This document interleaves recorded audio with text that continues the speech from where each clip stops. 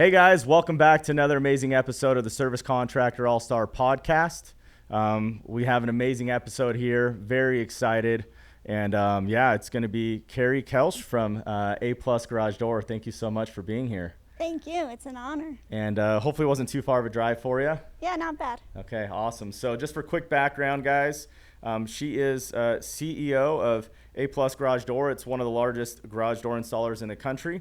They are Utah's largest repair company, and you guys just opened up in Nevada as well. Yeah, we did. That's awesome. Yeah, So that's fun. very exciting story. I mean, lots of success. And, just for some of our listeners who probably don't know you very well, can you just tell us a little bit about yourself, your company, kind of what you guys do and all that fun stuff? Yeah. I mean, I don't know how deep you want me to go, but I'll just start, okay? I'm Carrie Kelsch, founder and CEO of A+ Garage Doors. I founded it in 2005. That's awesome. So Salt Lake 20 City. years in. 20 years in. 20 years. We're actually having a huge 20th celebration. That's amazing. This year. Yeah.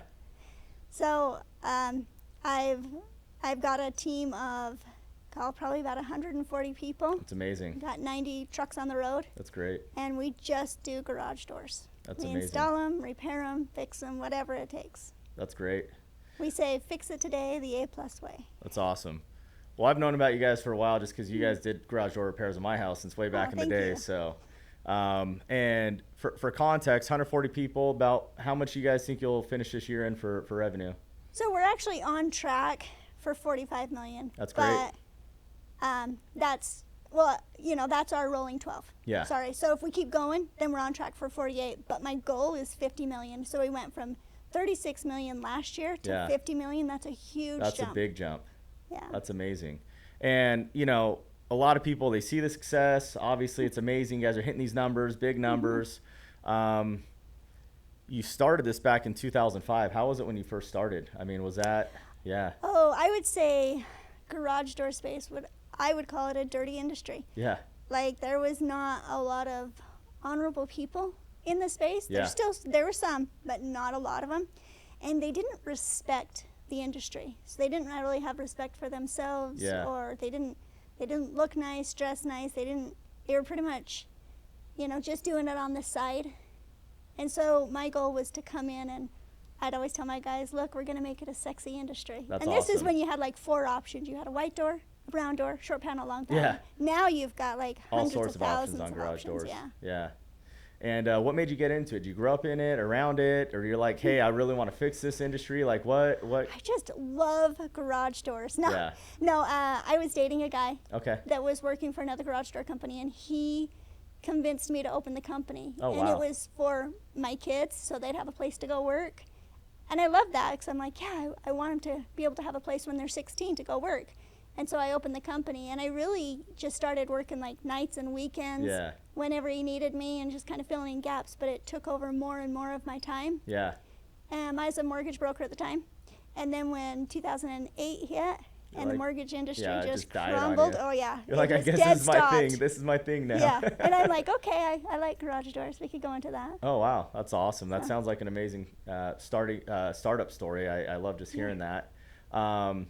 And at first, I mean, was it like $1 million the first year, 500,000? Like, what was that growth curve like? I mean, I think a lot of times we see where you're at, but it's like, I always like hearing the kind of the beginnings. Yeah. And like, so the first year, I think we were probably maybe 150,000. Yeah. And I was like, wow, it's actually bringing in money. But I wasn't working in it at all. I was just kind of there. Managing it and not, making sure not it was even really going. managing it. Like, I would do payroll every once in a while, and maybe put an ad out, go buy a truck, but pretty much hands off. Yeah.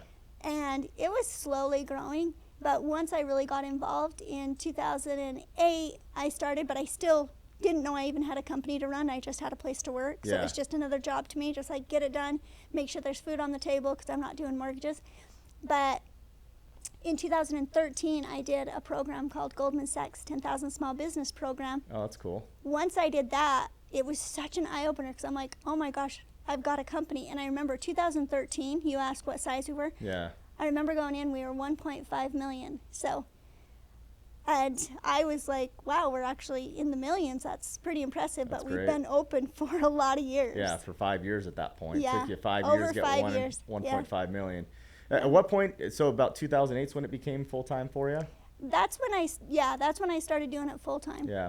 So let's talk about the Goldman Sachs program you're part of. What was the most eye-opening thing? I mean, was it just, hey, I'm doing this mortgage thing, but like this garage door thing could be bigger, could be, well when I, you know, like in what 2008, I stopped doing the mortgages, right? Yeah. In 2013, I did Goldman Sachs. Yeah. So the biggest eye-opener was, wow, I've got a company Yeah. and nobody's like leading this company. Yeah. So we kind of worked like someone hand needs in to hand, spearhead but there this. wasn't really a leader, and I didn't have processes or systems set up. Yep. I was not organized at all. There was so many things. There was just every item that they touched on, I was like, well, I'm lacking there. Yeah. You know.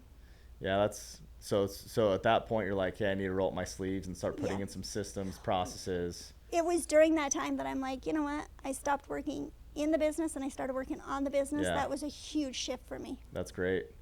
And what's really interesting, you know, I would say a lot of our listeners are probably hovering around the 500,000, $1.5 million, you know, right around kind of where you were at that point. And it is that shift a lot of times of like, man, I do need to take a step back, work on the processes, work on the systems. What would you say you kind of worked on first? What do you think kind of started moving the needle for you the most when you started implementing things? We worked on a lot of things, like just getting any process, like kind of getting a flow for how paperwork's coming in. Yep. We're doing everything, you know, we're handwriting everything.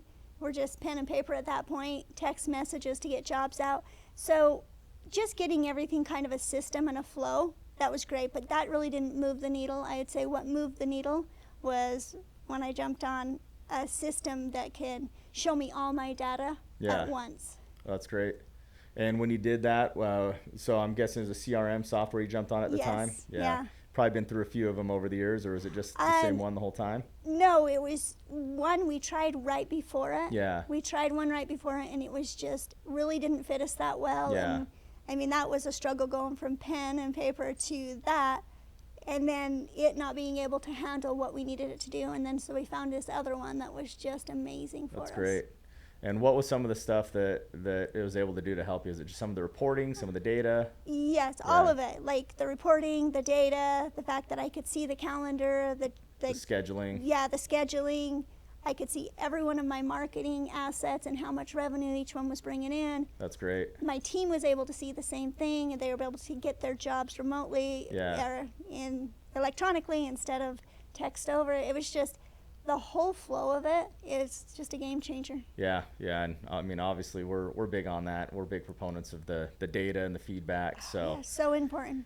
Now let me ask you this. You talk about some of the marketing. I think one thing that you guys actually do pretty well, you know, just when I've researched you guys and seen kind of, I think you guys are really good at marketing. Yeah. And I think, you know, there's a lot to it, right? There's the brand, there's a strategy, there's like what marketing avenues you're going to go for, and then, you know, the actual tactics as well. When you look at marketing, how do you see it? Like, in what ways should businesses be looking at their marketing? Oh my gosh, it is such an important, vital part of what you do every day. So what I would do in the beginning is I would look at it and go, where do my customers see me? Yeah. When they're looking for a garage door repair or a new door, yeah, where are they going to find me? Where are they going to look? And that's where I want to be. Yeah, that's great. And I mean, what tactics have you guys taken? I mean, when I look at it, I think you guys do pretty well in Google. I don't know if you have any things that really helped you out there. If there's other avenues where like, yeah, we get a lot of clients or leads through this. Like, what have you seen is really helping move the needle for you guys? So my biggest bucket of customers come from repeat customers and referrals. That's great. Right? And then after that, it's Google. Okay. So Google's been a huge part of it, and just being able to get it right, being able to set up like a location and be able to like have people find you utilizing LSAs, and it's important to make sure that you're there and top. Yeah, I mean, I feel like a lot of clients look for home services still on Google. Like that is still, like if you don't have a Google game plan, you're kind of being left behind. 100%. And you got to be found on Google. You got to be all over Google. So LSAs, and that's a hotly debated topic. Some people love it. Some people hate it, you know. So with Google, you got the LSAs, you got Google Ads, and then you have the organic search. Mm-hmm. Would you say that you guys prioritize LSAs over ads or organic, or how do you guys look at that bucket? I would say we prioritize like our GMPs over over everything. LSA, but at one point LSA was 36% of our calls coming in. That's crazy. Yeah, that was a couple years ago, right when it started. Like, it took me a long time to get set up with LSA. Yeah. We've personally scaled back a little bit on LSA. Yeah. It's just gotten super expensive, and we've actually been getting a lot more junk leads from it. And we're like, why are we spending this much on junk leads? Yeah, that's what we're noticing too. Yeah, and so we're going back, to your point, a lot more to the organic. Yep. LSAs, I don't know. We'll see. Hopefully we can clean it up and get it figured out. So, yeah. But yeah, at first it was golden. It was it was amazing when it first came out. Yeah. I'm like, please get me more of these, you know? So, interesting. So repeat clients, I know you guys are all about the stickers. Yeah. You guys love the stickers. You love the stickers. I had your guys' sticker in my old house. I got it at my new house. But I mean, do you guys, like, that's a big thing for you guys, send up that sticker? Well, yeah, we just want you to know where to find us. Yeah. Like, where are you at when your garage door breaks? Yeah, you're in the garage door. There you go. Yeah. So I want to be in everyone's garage door. I love it. And then referrals. Do you guys do anything proactively for referrals, or is it just doing good, clean work, or like what? Yeah, what do you guys do for that? Right now, it's just doing good, clean work, and it's always been that way. But we are looking at a referral program. Yeah. Because, you know, I mean, instead of putting the money towards Google, we might as well give it back to the community, right? Yeah, that's awesome. I love it. So a big move. You guys, I don't know how recently you guys just opened a Nevada location. So going from one location to 2 locations. Yes. Well, actually, we went from 2 locations to 3 locations. Oh, where was your other one? So we opened in 2020. Okay. 2021 we opened in St. George. St. George, okay. St. Yeah, George, so that is Utah. a second location. It's far enough. Yes. Same state, different location. Yes. So, you know, I think a lot of our listeners, it's like, sooner or later I want to open up another location. Yeah. How do I do it? I'm not there. You know, there's all these thoughts that go through owners' minds. Can you walk us through a little bit? Maybe let's talk about, first off, opening St. George, what worked, what didn't work, and then what you're doing here for Nevada to kind of make it smoother. Yeah. So first of all, make sure your house is in order. Yeah. Don't try to open up a location when you're just a mess. Doesn't work. Yeah. If your first location's not working, opening up a second probably isn't going to go as well. Bad idea. Yeah. But once you have a really good system and process, what we've done is we opened the second location and we sent a very tenured employee that was the culture of the company. And you'll hear me talk about culture a lot. It's super important to me. But he was the culture of the company, and he wanted what we wanted. So he actually relocated down there, and we started running it that way. We didn't scale as fast as we're scaling in Las Vegas right now. Yeah. So we were slower to scale, but we were just making sure that it felt right. It was our first. It's a smaller market too, location. though. So. Yeah. But they were in a need. They were needing a good company anyway. Oh, I'm sure it's probably tough for them to find anyone of quality down there. So. Yeah, St. George, just for listeners, it's an interesting market. It's only about 150,000 person metro. And yeah, it's hard to find good tradesmen. Yeah. But so Nevada, you guys are scaling pretty quick. It's pretty exciting. I feel like, well, we're definitely scaling faster. Yeah. We just hit it with a little different strategy. Okay. So what did you do different with Nevada versus St. George? So with Nevada, we opened up, and instead of sending one guy and get going, we opened up and we hired 3 guys. So one guy that was a good culture fit, relocated down there, and then we hired 2 others that were local to the community. That's great. And we just launched it that way, so we're just going big, faster. And we already know what we're doing. Like, my marketing team is amazing, and so they just hit the ground running with it. And I think in St. George, it was kind of a slow play. We're like, we'll just kind of see what happens organically and just do a little bit of stuff. Yeah. But we didn't throw a lot of money at the marketing. What sort of, I guess, ad avenues or marketing avenues are you guys attacking with this new market? Oh, so Vegas is completely different than in Salt Lake. Yeah. In Salt Lake, we're well known. So we have a brand. Vegas, like, who are these guys? Yeah. Yeah. Vegas, we're so small. It's like nobody even knows who we are. And so in Vegas, we're like, well, we got to, it's a lot of just meeting one-on-ones and going and, greeting people. But Facebook helps. Yeah.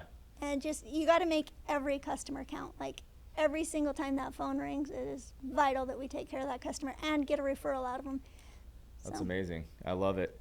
So let's talk about that. So you guys, you know, and I think some of our listeners do have, you know, people answering phones, you know, customer service reps, they've got salespeople answering phones. Some it's just them doing it, right? Yeah.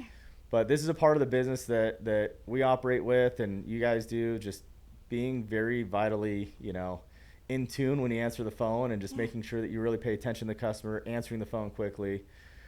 When you talk about customer service reps answering the phone, what things do you guys focus on? What, like what's the most important thing for that customer service rep to talk about, to bring up, and just overall? So like our call flow. Yeah. Yeah, so one of the first things is you got to be friendly. Yeah. In fact, at one point, I put mirrors on each of their desks so they could see if they were smiling or not. That's because great. you can hear it through the phone. Yeah. Right? So it's just, they're very friendly, and it's not just all business. Listen to the customer, make sure that they're heard, taken care of, and you address their concerns. And then just go through and ask for the booking. Yep. Like, it's okay to let the customer know that, look, I want to serve you. I want to be your company. So let them know that it means something to you. That's awesome. I love it. Now, you also talked about culture, how important culture is for you. Yeah. I think those that follow your company are familiar with what you do. They can feel that. They can sense that. I'm sure your employees can sense that too. What things do you do proactively to work on culture, fostering culture, everything else?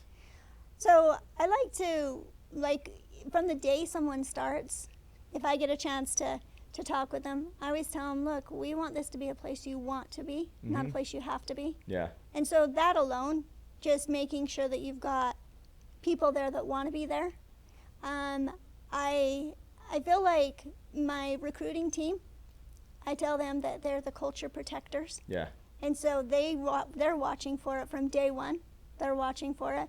And we've let go some of our highest sales person. We've let them go because they're not a good culture fit. Yeah. Multiple times, because we're like, it's our job to protect the rest of the company and to protect the rest of these employees. Yep. I get it. So, We just went through something similar recently too. Yeah.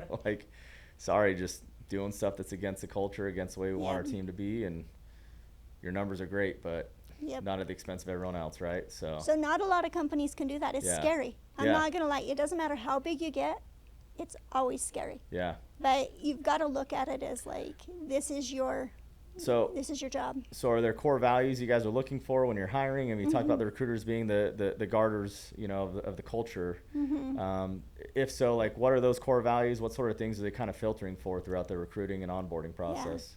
So honesty, integrity, just kind of all the standard ones that you'd want in someone. But those ones are huge to me. Like having somebody that's honest, and reliable, and has integrity. Those are, like, you get those, and you really got a good human being.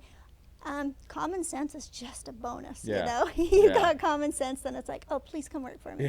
Yeah. I agree. I mean, you could have the best producer, best salesperson out there, but if you can tell they're the ones that are like just saying whatever the crap they need to say to get you to like them, to get customers to like them, it's just not a fit. No. Because you'll be burned on the back end. Oh, for sure. Like 10 times over, you know? Yeah, and we've had a lot of those work for us over the years. And you got to fire quick. Every time we let them go and we level up, then we're like, wow, that was such a good move for us. Yep.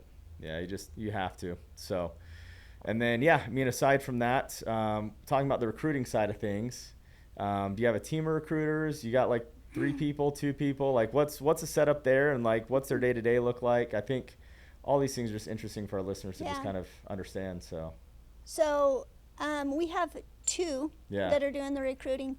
One is my general manager. Okay. So he oversees that. Yep. But then he has somebody in HR that works closely with him. Perfect. So she's our HR. She's actually certified HR. Oh, that's great. We tell her that she's our talent finder. That's great. So she'll be going, like, the day-to-day. She's going through and scrubbing all the applications. Yep. One after another, because we're going to get 300 of them or so if we put an ad out. That's amazing. And so she'll scrub the applications. They come in. Well, then we use some software where they can do an online interview first. Okay. So it's a recorded interview, just like cookie cutter. So you'll send it out, and then they record their answers and send it back. Yeah, and once they do that, then we're like, okay, we get to see, like, that to us shows that there's initiative there, and we're like, okay. And then going on from there, then they'll call them in. Yeah, it's like if you can't even do this part, we don't know if it's a fit, right? Yeah. Yeah. Yeah, like how bad do you want to, again, we want people that want to work for us. Yeah, and then after you do that pre-recorded interview, you have them in for an in-person interview. Mm-hmm. And then do you do like more interviews after that, or you start making offers after the in-person, or It what does it typically just look depends. like? Usually we'll do a couple more interviews, Yeah. but there's been those situations where we've hired right on the spot. Yeah, it's like Like you're hired, you're they're good to that go. good. Yeah, And then there's ones that the minute they leave, then my general manager will come in and be like, he's the one, she's Yeah. the one. And we're like, okay, yep. let's go get him. Man, I could talk about recruiting for a while. So, the age-old debate, you know, especially with garage doors, I'm sure it's interesting. Do you guys prefer to hire people that are experienced people, new people that don't really know much about the industry? Like, what do you find is working the most for you guys? Because we do things different Yeah. than a lot of companies, we'd prefer to hire outside of the industry Interesting. because they don't already come with bad habits. Yep. We're very particular about how we do installs, how we do repairs. Yep. And if everybody in the company does it, you know, this way, and then somebody with a bad habit comes in, there's a lot of confusion when there's training going on. Yep. So So not to say, like, we do have some great ones that already were in the industry, yeah.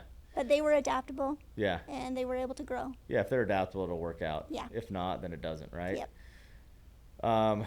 So you're hiring from outside the industry. Do you guys have some sort of like 2-week, month-long training program? Like, what does that look like to get them from like knowing nothing about garage doors to being able to go out and go on their own calls? On average, like 30, I'd say 3 months. 3 months? 3 months on average. Okay. You might have some that are a little bit sooner, and we'd love to, you know, speed that time up. Yeah. But realistically, it's our job to make sure that they know what they're doing when they show up at our customers. Yeah. So you're paying for them to be there for 3 months before they actually start helping turn revenue for the business. Yeah, before they're bringing in revenue, they're of course helping. Yeah.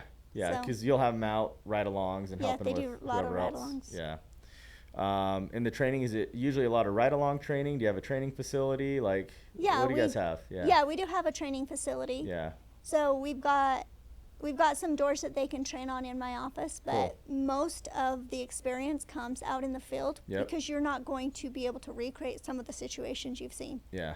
Like some of them get pretty deep, Yeah. pretty intense. That's great.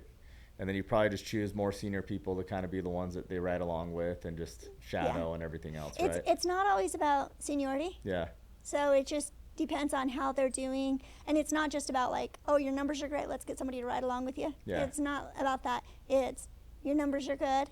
You're getting us reviews, you're doing it right for the customers. Like all of these things go into it. And then we're like, okay, let's get you a ride Yeah, along. let's get you right along. Cool. Yeah.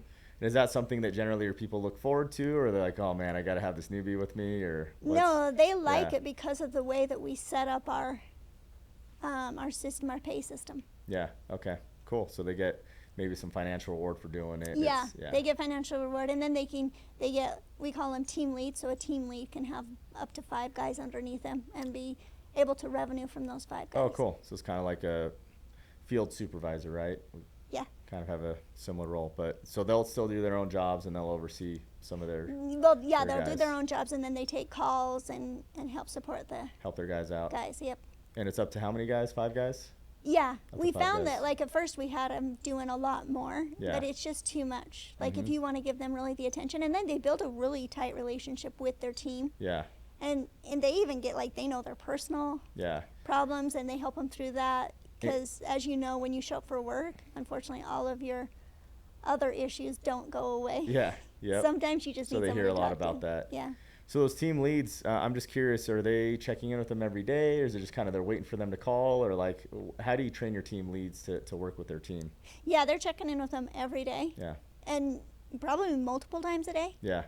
And they'll check in. How's it going? How's your day? Yeah. Hey, you said your foot was hurting. How's it feeling? You know, or your wife was sick the other day. Is she feeling better? It's just a lot of support. Yeah. And would you find that your best team leads maybe aren't necessarily the highest performers, but actually care more about other people, or what do you kind of find You works well in nailed that it role? right Okay. there. That's exactly They true. have to be more outward focused and more focused on others, Yeah. right? Yeah. Yep. But Yeah. you know what? I feel like, and this goes all the way down the company. Yeah. Like I believe from day one, take care of your employees, and employees will take care of business. Yep. And that goes even for my team leads. It's like, take care of everybody underneath you, and they'll take care of business. Yeah. So, So I'm going to go back to recruiting for a second. Okay. So we're talking about recruiting. You know, like, I think it'd be great if we could all have a 100% success rate with hiring. I think for most of us, it's pretty unrealistic. Yeah. What would you say you guys are hovering at for like successful hire rate right now? I'm just curious. Oh like, my gosh. Man, like they're working out after 3 months, 6 months, Yeah. you know?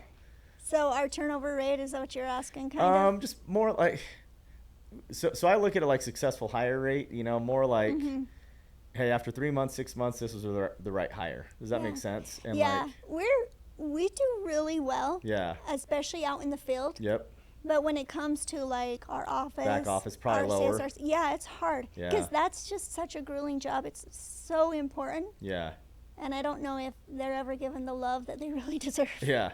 Because they're the ones that take the frustrated calls from customers. Yes. They get guys grouchy and yelling at them. Yeah. Well, a lot of times they're making the customer happy, then Yeah. maybe the person in the field is a little upset or inconvenienced, and so it's just a balancing act. Yeah. And it's a stressful job. Yeah, So. that's interesting. Yeah, I mean, so I think Jack Welch said this. Like even him, he's like, even at the peak of my career, I only had an 80% successful hire rate. Wow. That's like the peak of his career, and he's voted the CEO of the century last century. You know what I mean? And it's only 80%. So 20% of his hires were just like, no, like Yeah. we got to get rid of them. So I think sometimes as business owners, we're too hard on ourselves if we hire someone Yeah. that doesn't work out, you know? So, cool. And so let's talk about sales. What sort of sales training do you have for your team? Like what sort of things are you doing to help develop sales? And, you know, and I think your setup, most of the sales are just done by the guys in the field, right? Yes. You don't have like any designated sales people coming in. It's just, No. Yeah. Well, yeah, we just have in the company. We just technicians have do the the sales. technicians in the field. Yeah. yeah. And like what sort of things are you guys doing to build the sales and sales training? You guys have weekly sales training meetings, or how's that broken down? We have a monthly meeting, Okay. but each of the leads Yeah. meet with all their team Okay. at least once a week. Okay. So it'll be a group of 5 people. They meet up once a week. They'll either connect on the phone Yep. or they'll meet in person. Okay. And go over training for, Yep.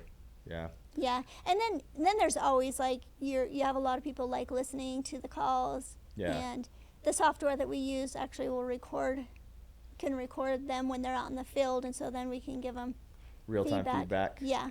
That's great. That's great. Yeah. And so, and the team lead's the one that will pull that and go over calls and Yep. kind of coach them up on, hey, you could have said this, you could have said that. Right. So we have the team lead, Yeah. and then above them we have a sales manager, and then above him we have a sales director. Okay. Sales managers over like 4 or 5 teams, or how's No, that broken down? the sales manager and the sales director work together as a team, Okay. and so a lot of times you'll call someone and they'll be busy, right? Yeah. So we just have like a level that they can go up, so escalate it to whoever they need to, and at any time they can also call my COO, and they could call me, but it wouldn't do them any good. Yeah. I'll just be like, It's yeah, I'm too give busy. it to him. Yeah. I'm too busy. Just Whatever give it you to want this to do. person. No, Yeah. it's just that they're the experts. Yeah. Yeah, they're the ones that know, right? Yeah, they know. Yeah, so this is great. I mean, for me, the story is amazing. Go from 1.5 million to, you know, on pace for 50 million this year, expanding to multiple markets. We talked about kind of what took you to that first level of professionalism, is being able to go ahead and get, you know, software in place to keep track of your scheduling, your data, your analytics, everything else. What do you think kind of got you to that next level to go to, you know, 10 million, then to 20 million? Was it better processes, better systems, better leadership, better recruiting? Like, Yeah. what was it? So before we even started doing a software, Yeah. I hired a CFO. Okay. And just to be able to see my numbers in the way that he put them, like Yeah. I would look at my spreadsheet, you know, your balance sheet, your P&L. I'd Like, look I at kind those. of get it, not really. Well, and no, I got it, Yeah. but what do you do with that information? Yeah. And he was able to just break it down. So I think having somebody that really understands your financials, if you're not the one, Yeah. it's very important. And a lot of time, people in the field are not the ones that are understanding the financials. Yeah. Not every time, but a lot of times. Yeah. Well, I mean, guys in the field a lot of times like, well, why can't we do this? Why Yeah. can't we do that? And it's like, well, we have this budgeted here, this Yeah. budgeted there. kind of breaks our financial model over here if we do this, right? So, but to your point, a CFO can help realign a lot of those things. Yeah, And even if you just got a fractional CFO, just making sure that you're like seeing the numbers. Yeah. That really made a difference for us. That's great. That, I'm sure it definitely helped a ton, right? Oh, yeah. So. Well, and every time, like, you know, I think about every time we went into a new space. Yeah. So we went from my house into we built a garage. And I don't even know the square footage. That's like somebody else's, you know, they would know the square footage. But it was a fairly big garage. And then we grew. Yep. And then from there, I was like, oh man, I thought we'd be in this garage forever. Yeah. And now we've already outgrown it. So pretty soon I'm looking for another building. So we get a building and we move into that. And when we moved in, they're like, what are you going to do with all this space? I'm like, I don't know. It's way too big for us, right?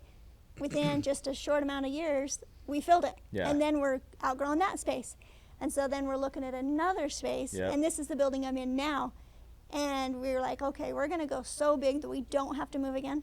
Well, we didn't go big enough. Yeah. That's funny. We're still okay, but we're adding on, like, how do we build up now? Yeah. Like, did you guys buy the building, or did you guys lease it? Or yeah, I bought the building. You bought it, yeah. Yeah. It's another big area of debate, right? It's like, do you buy or lease? So, and well, and I think leasing is a good option, especially like for me. It would have saved me a lot of money going from one building, buying another building, then buying another building.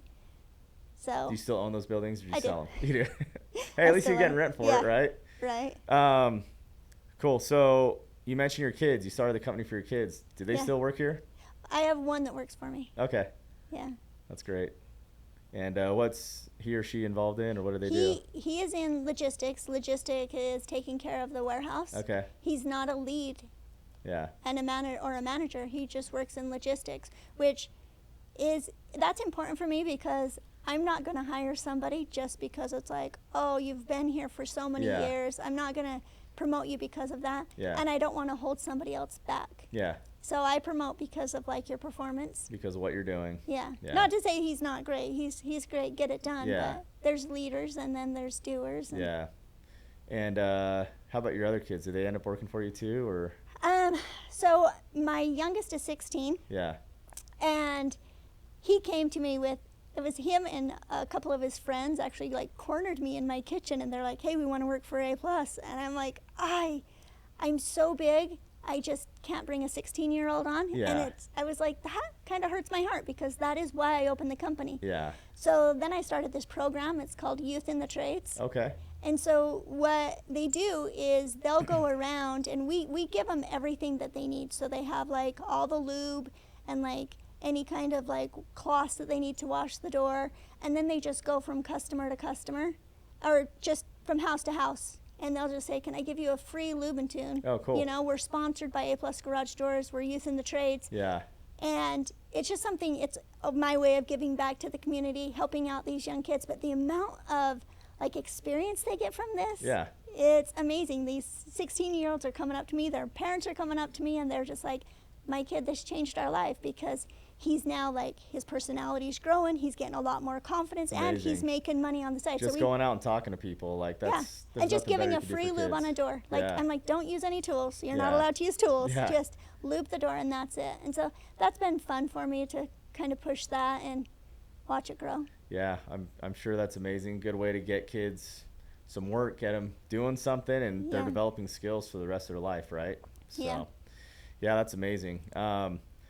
Awesome. So as far as it goes, you know, there's been all these evolutions. You guys are expanding to your third market. Do you think you guys plan on going to more, or what's the end goal? I mean, have you thought about that? Yeah. Like, where are we looking to go?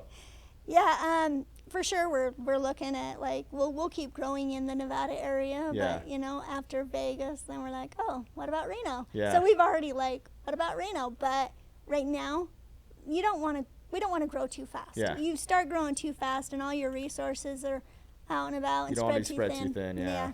So right now it's like, let's just focus on Vegas and get a really good solid team there and grow that.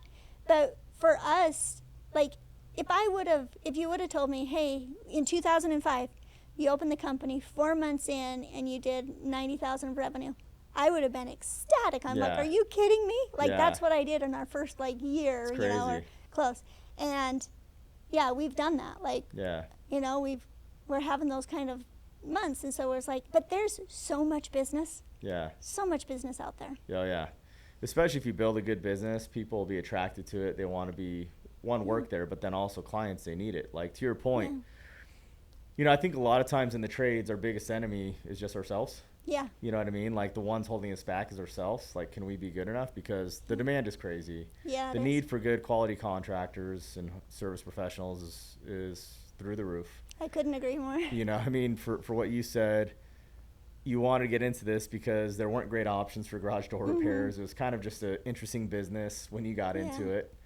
I'm sure you've probably seen a few more professional people popping up since. Oh, definitely. Which is good. I mean, I'm all for it. Competition, yeah. Healthy competition is great. I mean, as you know, they're doing it right. They're like, okay, I'm making sure my staff's taken care of, and you know, you're not doing stuff under the rug. And actually, I personally see more of that happening into the future, because I think a lot of the younger generations realizing, wow, there's this huge opportunity for the trades. I agree. There's actually, in my mind, this natural convergence, because the systems, the processes, and specifically the software is getting better to actually help people to go build bigger businesses. Before, it used to just be like, a dude in a truck doing garages, right? But now, because the systems, processes, software, it can be bigger. Same thing too for a lot of the other industries, remodeling, handyman, like landscaping, build bigger businesses. For me, the only question is how much can we as owners, you know, elevate, become better at what we do. What sort of things have you done over the past to just kind of just elevate your game? Have you been part of groups, stuff like that, like, you know, coaches? Oh, yeah. Yeah. For sure, finding a good coach, but also being open to knowing that, like, I don't have all the answers. Yeah. And I'm very collaborative, so it's like, oh, let's talk to somebody else. Let's, you know, talk to the rest of the staff. Let's see what their thoughts are. Yeah. So I feel like if one person is like, it's my way, you're really gonna get just those exact results. Yeah. That's great. Yeah, it's hard to grow if you think you have to do stuff your way, right? Yeah. And I agree. I mean, I think a lot of times you have a coach, you have someone who just has to be like, okay, I'm totally humble. You tell me what I'm doing wrong. Yeah. And being open to the feedback, for sure. Yeah. Would you say when you first started working with a coach, you probably weren't as open to it, or have you always been pretty open to the coaching? No, I actually, so that boyfriend that I was dating, I married him. Okay. And then he transitioned from working in the company to pretty much just coaching outside of it. Oh, and cool. So I was very much like, don't tell me what to do. Yeah. I don't want to hear it. Yeah. And so I wasn't open to it, but I would always like, he's right. Okay. Don't tell him that though. But, you know. And then later on, I actually hired some coaches and worked with them. But it's your mentors too. They help. Yeah. For my leadership, because I think leadership is so important. So we actually have somebody come in and do leadership trainings. Yeah. To grow your business, you need to make sure that you have like leadership, and your leadership knows how to delegate, and they know how to transition and grow, and they're very comfortable with change and being uncomfortable. What sort of things have you done to grow your leadership? This is actually a really interesting topic. It's really hard to go get to the scale that you're at of 140 people unless you're very proactive with a game plan to develop your leadership. This is something that in the trades most people don't talk about enough. Yeah. So what have you done proactively? Who have you brought in? Like, what sort of topics are you talking about? Like, fill us in a little bit. Yeah, so I did a company called Pro Mastery. Pro Mastery, okay. And she came in once a week. Yep. For a couple weeks, and then she did like 15-minute calls with every one of my leaders throughout that time. Yeah. And so rewarding to my team. But also giving them the support they need. Like if they find a class that they're like, oh, I want to go to this class, then of course, we'll pay support for them it, and go take do care it. of them. Yeah. Yeah, that's great. And what sort of lessons do you think have helped your leaders the most? There's just a couple things that like click for them. Yeah. One of the classes that we just did was on imposter syndrome. Okay. And I mean, I know I'm in the space that I'm in. I know I have imposter syndrome all the time. Like, and so I brought it up to them because I was like, how many of you guys have it? Everybody raised their hand, and then they look around and there's like gasps in the room. They're like, wait, you feel it too? Like, you know? And we were really vulnerable and just let people know. And I explained to him, I'm like, look, imposter syndrome isn't a bad thing. Because if you're comfortable at what you're doing, you're most likely not growing. Yeah. So imposter syndrome just means that you're taking on bigger yourself than what you feel like you can handle, and you're kind of faking it till you can make it. Yep. But, you know, you have the support, and this is a safe place. And so we just talked about that. So that was a big one for them. And then delegating. Yeah. Because as a owner, I'm okay delegating stuff off. Yeah. I know that, like, oh, I'm not going to lose my job if I give it away. I'm going to go get something else to do. Yeah. But I never really took a step back and thought about the employee. So when I did, I was like, wow, we need to really touch on delegating, because as an employee, they're like, well, if I give stuff away, where is my value? I just gave away everything that I'm doing. Yeah. Where's my value? And it's scarier for them than it is for a business owner. And I think you need to really, you know, respect that and see that, but give them permission to do it. Yeah. So just have those conversations with your staff about delegating, because if they're not able to delegate, that's the best way to hold you small as a company. I love it. So any advice for our listeners, maybe, you know, those that are looking to go scale and go grow, like if you're in their shoes, looking to go take their game to the next level, any words of advice? Don't buy a building that's too small or that you're comfortable in. Okay. Buy one that you're going to grow into. I love it. You'll feel the space. Push you. It'll push you for sure. Yeah. And then focus on your culture. Yeah. And if people are like, what, I don't, like when I did my class or my course, I was like, culture? Yeah. I don't know what our culture is. And they're like, oh, you have a culture. Yeah. And so I tell people, like, if you don't know what your culture is, look in the mirror. And if you like being around you every single day, you like what you see, that's your culture. Yeah. And, you know, aside from hiring for honest people and stuff like that, are there other things you try to do proactively with culture? Oh, yeah. We do a lot of things. We celebrate wins a lot. We celebrate, you know, any movements up. So if they're getting into a new truck, or if they just got a certificate, you know, a certification in something, we celebrate all their wins. Yeah. But also, you got to make it fun. So we'll have like guac-offs where everybody in the office will make their guacamole, bring it in, awesome. And somebody will win the guac-off, or we'll do pie, and, you know. Just try to keep it fun and lively for everyone. Yeah. And then during their meetings, we have a lot of things that we do that make them feel like, you know, they're supported. But it comes down to listening to your people too. Yeah, I mean, I think you talk about those magic moments, those things you'll remember forever. A lot of times we just get so caught up in the grit and the grind, you just kind of forget, hey, you need to take time to go create those magic moments with your team. So that's amazing. All right, Carrie, this has been amazing. We really appreciate you being here. So I do like to wrap it up with two last questions. Okay. That are really, I don't know, I like them. So first question is, if you had to choose one book that's like, okay, everyone needs to read this book. This is an absolute game changer for them, for their lives, for their business. What is it and why? And then also, if you had to choose one business mentor, alive or dead, whatever, who you could spend a day with, who would it be and why? Oh, wow. So the book, we'll start there. I geeked out over Traction. Traction's great. I loved it. I love Traction. I was like envisioning, oh, we could do this, we could do this. Every time I read it, I get something more, and I get some really good ideas. And that's great. So I love that book. One of the mentors. Yeah. So my dad was an entrepreneur. Okay. And he ran his business. He's since passed on. So of course, like if I could spend a day with anybody, would for sure be him. I would say somebody that is still around that's realistic. I've always wanted to meet Adam Coffey. Adam Coffey, I don't know who that is. Who is he? Yeah, I listened to a podcast of his. He actually built a really big business, and then he went into acquisitions. And interesting. He's done some cool stuff. That's cool. And I listened to one of his podcasts, and I'm like, dude, I'm a fan. I would like this guy. Yeah. That's awesome. I'll have to look him up after this. It sounds great. Well, we really appreciate you joining. If our listeners want to get a hold of you, maybe they're like, hey, I want to go work, at your company, engage more, whatever. How should they get a hold of you? Should they, reach out on LinkedIn or Recruiter? Like, what should they do? Yeah. LinkedIn. You can always find me on LinkedIn. You can find me on Facebook. Yep. And you can find A+ online too. A+ is everywhere, guys. A+GarageDoors.com. A+ is everywhere. So, okay, thanks so much. We really appreciate you being here. Until next time, guys, this has been another episode of the Service Contractor Allstar Podcast, brought to you by Motion Ops. We'll see you.